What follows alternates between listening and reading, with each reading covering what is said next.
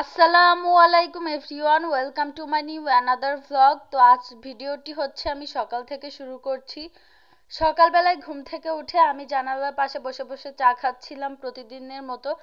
তো আজ আবহাওয়াটা একটু অন্যরকম, আমার কাছে ভালোই লাগছিল, বাতাস ছিল হালকা হালকা আর মিষ্টি রোদ, খুবই ভালো একটা পরিবেশ।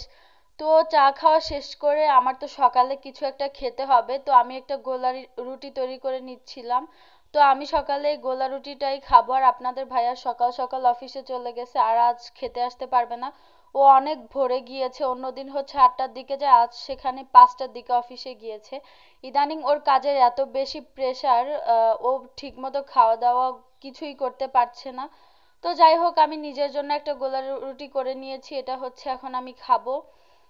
আর গোলা রুটিটা একটু পুড়ে গিয়েছে, কারণ হচ্ছে আমি ফ্রাই প্যানটা গরম হওয়ার আগেই দিয়ে দিয়েছিলাম, আর আমি লো আঁচে না করে একদম হাই আঁচে হচ্ছে করেছিলাম, এজন্য পুড়ে গিয়েছে।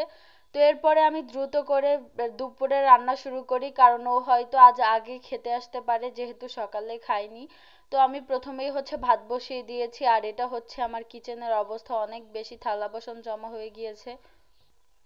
তো থালা বাসনগুলো আমার ধুইতে হবে, আর আমার অনেক দিন ধরে ঠান্ডা লেগেছে, ঠান্ডা মানে কাশি নেই, তবে গলা ব্যথা কিছুতেই কমছে না। তো দুপুরে হচ্ছে শুধু ভাত রান্না করব আর একটু গরু মাংস রান্না করব। তো আজ হচ্ছে মাংস বের করেছি, আলু কাটা থেকে শুরু করে পেঁয়াজ কাটা সবকিছু হয়ে গিয়েছে। তখন মশলা বাটতে গিয়ে দেখি আমার জিরা শেষ, একদমই জিরা নেই। তো তারপরে আমি গুঁড়া মশলা দিতে এসে দেখি আমার হলুদও শেষ, একদম সামান্য একটু হলুদ ছিল, তো ওই হলুদটুকু দিয়েছি। তারপরে আমি কোনো জিরা তেজপাতা এগুলো ছাড়াই হচ্ছে আজকে মাংসটা রান্না করছিলাম। আর আমার মাংস সবসময় হাতে মেখে রান্না করতে ভালো লাগে, তো আমি সবকিছু ভালোভাবে মেখে নিয়েছি। আর জীবনে প্রথমবার জিরা ছাড়া মাংস রান্না করছিলাম, জানি না কেমন হবে খেতে। জিরা ছাড়া কেউ কখনো মাংস খায় নাকি তাও জানি না, আসলে আমার বাসায় জিরা শেষ। আর আপনাদের ভাইয়া হচ্ছে একদমই হচ্ছে টাইম পাচ্ছে না বাজার করার, আর আমি তো বাজারে যাই না, যার জন্য হচ্ছে কোনো কিছু কেনাও হচ্ছে না। বাসায় অনেক কিছুই শেষ, আমার একদমই সবজি নেই বাসায়, তাও আনতে পারতেছি না। তো সন্ধ্যার পরে তাড়াহুড়ো করে দুজনে গিয়েছিলাম বাজারে, আমাদের হালকা পাতলা নিত্য প্রয়োজনীয় যে জিনিসগুলো যেগুলো হচ্ছে আমাদের বাসা পাশে বাজারে পাওয়া যায় ওইগুলো কিনে নিয়ে এসেছি। আর আমাদের বাসা পাশে যে ছোট্ট বাজারটা আছে এখানে বেশি কিছু পাওয়া যায় না।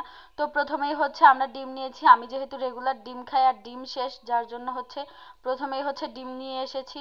আর আমরা যে একবারে বেশি বাজার করে রাখবো তারও কোনো সিস্টেম নাই, কারণ হচ্ছে আমাদের বাসায় এখনো ফ্রিজ আনা হয়নি, আমরা নতুন বাসায় শিফট হব কিছুদিন পরেই, তো ওই বাসায় যাওয়ার পর ইনশাল্লাহ ফ্রিজ নিয়ে আসবো।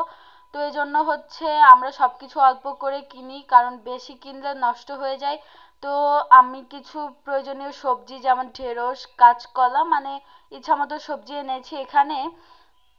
কক্সবাজারে এসে আমার একটা জিনিস সব থেকে খারাপ লেগেছে, সেটা হচ্ছে আমি একদমই সবজি পাই না। তো এখানে হচ্ছে এক হচ্ছে কলমি শাক আর কিছু টমেটো এনেছিলাম। তো আমার প্রয়োজনীয় টুকিটাকি বাজার আমি এখান থেকেই করেছি। আর আমাদের বড় বাজার প্রয়োজন, যার জন্য হচ্ছে আমাদের চৌমুহনী যেতে হবে, তো ওটা আজ আর যাওয়া সম্ভব নয়।